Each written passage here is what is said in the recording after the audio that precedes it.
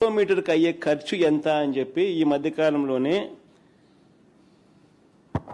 5 September 2026 పార్లమెంటులో కేంద్ర మంత్రి గారిని హైవేస్ మినిస్టర్ని నితిన్ గడ్కరీ గారిని ప్రశ్న అడిగినారు పార్లమెంట్లో.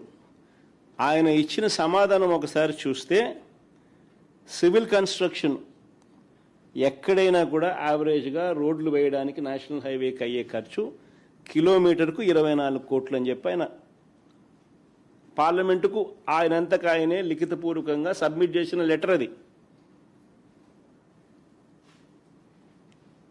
అక్కడ బాగా కనిపిస్తుంది చూడండి, అటువైపు కూడా బాగా కనిపిస్తుంది, ఇటువైపు కనపడని వాళ్ళకు.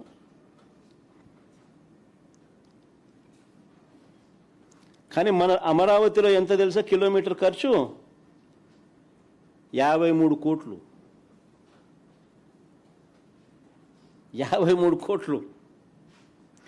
ఇంకా విచిత్రం ఏమిటో తెలుసా?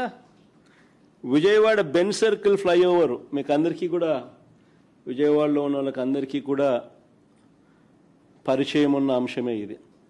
బెన్ సర్కిల్ దగ్గర ఫ్లైఓవర్కు 69 కోట్ల రూపాయలు కిలోమీటర్కి ఖర్చు అయితే చంద్రబాబు నాయుడు గారి సీడ్ యాక్సెస్ నుంచి, అమరావతిలో సీడ్ యాక్సెస్ నుంచి నేషనల్ హైవేకు వారధి వద్ద కలిపే ఫ్లైఓవర్కు వీరు పెడతా ఉన్న ఖర్చు కిలోమీటర్కు 189 కోట్లు.